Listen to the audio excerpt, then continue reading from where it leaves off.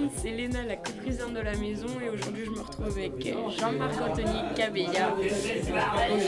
Bonjour. Allez-y, présentez-vous, dites-nous qui êtes-vous. Ben moi je suis Jean-Marc Anthony Cabella, je suis le chanteur des premiers génériques de Pokémon, Attraper les tous, le Poké Rap, etc. Alors, je m'appelle Marcus, je suis payé pour jouer depuis plus de 30 ans maintenant. Je suis journaliste spécialisé dans le jeu vidéo, donc d'abord ma presse écrite à mes débuts, et puis ensuite assez rapidement à la télé avec MicroKids et puis Game One, qui est la chaîne qui m'a fait connaître. Et j'ai créé une émission qui s'appelle Level One, où le principe c'est de jouer comme on le fait à la maison en fait, mais en commentant sa partie. Voilà, je suis sur fond vert, on me voit et on voit le jeu en même temps. Et je fais des vannes, j'essaie de jouer tant bien que mal, et voilà, c'est le principe du let's play. Et je suis le premier mec au monde à avoir fait ça, parce que YouTube n'existait pas, Internet n'existait pas, aucune autre chaîne ne parlait de jeux vidéo. Donc Game One, c'est la première chaîne au monde à avoir proposé des émissions de let's play, c'était Level One avec ma...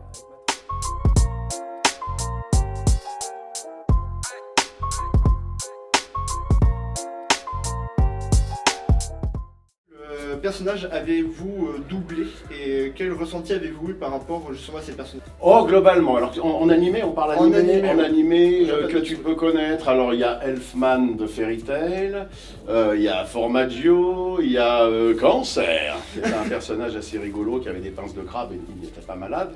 Et là, surtout, All Might.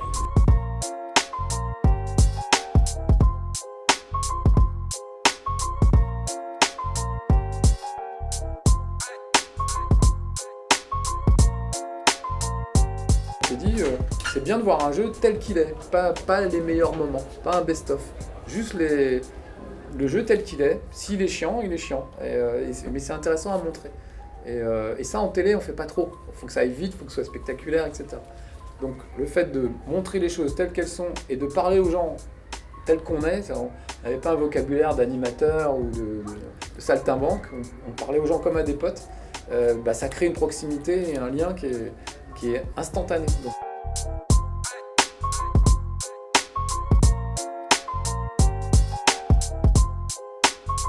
Je suis vraiment un grand défenseur du jeu vidéo. J'essaie toujours d'expliquer que c'est convivial, etc. L'image du jeu vidéo en France, jusqu'à il n'y a pas très longtemps encore, c'est ça rend idiot, ça rend violent et ça isole les enfants. Et c'est un jouet pour les enfants, c'est vraiment le truc. Donc évidemment, si tu pars du principe que le jeu vidéo c'est un jouet pour les enfants, c'est pas possible d'avoir un GTA, c'est pas possible d'avoir un Assassin's Creed où tu égorges des gens, etc. Les jeux vidéo violents ne sont pas pour les enfants, ils sont pour un autre public qui a suffisamment de maturité pour comprendre le second degré, apprécier la violence comme tu l'apprécies dans un film de guerre ou un film d'horreur ou Scarface, etc.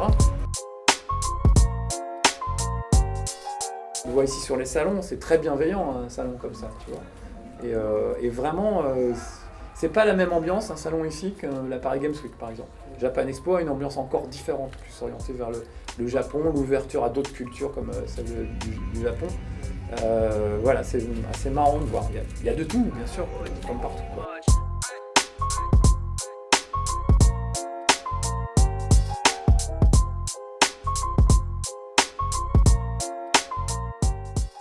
Quand j'ai commencé, en termes de manga, il n'y avait pas grand-chose en fait. Et j'adorais ça, mais Internet n'existait pas, donc il y avait pas moyen de m'en procurer en fait. Donc, par contre, la musique, ça c'est aussi très présent dans la famille, donc oui, plutôt musique à la base. Alors moi curieusement, je fais pas partie de la génération Dragon Ball, je suis trop vieux, je me suis arrêté à Capitaine Flamme, Goldorak et tout, donc je suis complètement même allergique aux mangas, à mon grand désespoir, mais ça me parle pas, les mangas, les shonen et tous ces trucs, les Naruto, machin, ça prend pas sur moi. J'étais élevé au cartoon et aux comics, tout ce qui est manga, j'arrive vraiment pas. Donc le Japon m'attirait pas vraiment, jusqu'à ce que j'y aille en fait. Et une fois là-bas, je me dis, ah quand même, c'est la patrie de Goldorak, il y a des jeux vidéo partout, ils ont une vraie culture du jeu vidéo, et c'est extrêmement dépaysant. T'arrives là-bas, tu peux pas lire un panneau, tu te perds dans le métro, c'est une culture différente, des comportements très différents, c'est fascinant. C'est un phénomène quand même qui a pris du temps, qui a pris de l'ampleur, et qui est parti, c'est pas parti comme ça, c'est parti de manière exponentielle. Tu vois, et là maintenant, alors là je sais pas, là, depuis 5-6 ans, c'est 10 ans peut-être, c'est la démesure. Et le gars me disait que ça a sauvé l'édition française. Il paraît que grâce au manga, l'édition française a augmenté de 65% en un an. Moi j'ai toujours espoir que les mômes viennent lire un truc, un livre de littérature et tout, ils repartent avec des maillots comme ça. Pour Marc, ça me fait plaisir dans un sens. Après je dessine. Vous avez un Pokémon favori? Oui. Attention. Ah, je dois le dire. Ouais. C'est Dracofeu. Celui-là qui fait ce qu'il veut. Il n'y a pas moyen de le tenir.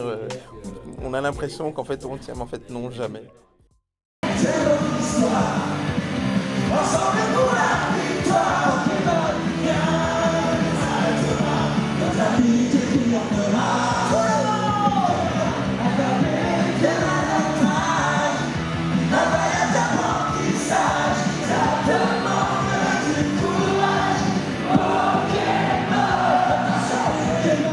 Alors du coup c'est Senna de League of Legends. D'accord. Et puis toi? Et moi c'est Revan de Star Wars Knight of the Old Republic. Ok.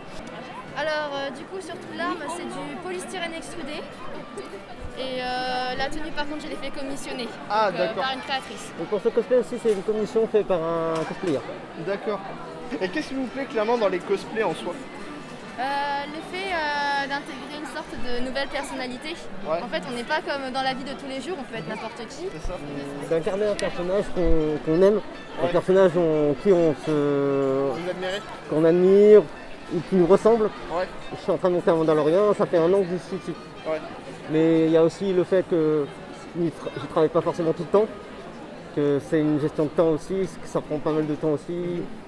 Généralement ça peut te prendre, une pièce peut te prendre 10 à 15 heures de boulot. Donc généralement on va prendre du temps, on va prendre du temps de le faire. Même si ça met du temps, il faut vraiment être patient. C'est Link dans le premier Zelda sur NES. La tête seule, 2 mois, tout le reste 6 mois. À chaque pli, il a fallu que je tienne et que je mette de la colle et j'attends une journée. À chaque pli, une journée. Alors c'est le Chapelier Fou d'Alice au Pays des Merveilles et j'ai créé le design de l'armure moi-même. En fait j'ai commencé le cosplay après avoir vu les sélections européennes à Barcelone pour la Coupe d'Europe, voilà. Et un jour je me suis dit sur cette scène, un jour ça sera moi. Mais je connaissais à peine le cosplay, je venais de nulle part, voilà. Donc j'ai commencé à travailler, j'ai enchaîné les concours, je les ai tous perdus pendant un an. Et à chaque fois j'apprenais de mes erreurs, je me fightais là-dedans. D'accord. Et après j'ai commencé à gagner les concours, j'ai commencé à apprendre de nouvelles techniques et tout. Et là depuis le but final c'était de faire cette armure là, qui m'a donc pris un an pour être faite. Et du coup si tout se passe bien, le concours en question de mes rêves à Barcelone, c'est pas ce week-end là mais c'est celui d'après. Voilà, dans une semaine. Si je peux faire passer un petit message, ça serait de croire en vos rêves, faites... laissez pas les gens vous dire ce que vous saurez pas faire, parce qu'il y en a beaucoup qui vous diront « Ouais, t'as pas le niveau, ça tu pourras pas le faire, t'y arriveras pas, tu vises trop. » Ça c'est des trucs qu'on m'a beaucoup dit. On m'a beaucoup dit « Ouais, mais arrête, tu veux trop en faire, etc. » Et maintenant voilà, regardez-moi aujourd'hui. Parce que je me suis accrochée et il faut se battre pour ses rêves, il faut croire en soi, il faut connaître la vraie valeur de son travail, parce que beaucoup seront là pour nous juger, mais il n'y a que nous pour savoir ce qu'on vaut vraiment. Donc voilà, faut pas laisser tomber, il faut s'accrocher. Abonnez-vous à la Maison Cocarnon sur Instagram. Si vous le faites pas, je viens vous chasser comme les corbeaux quand je vais dans ma jungle. N'hésitez pas aussi, moi.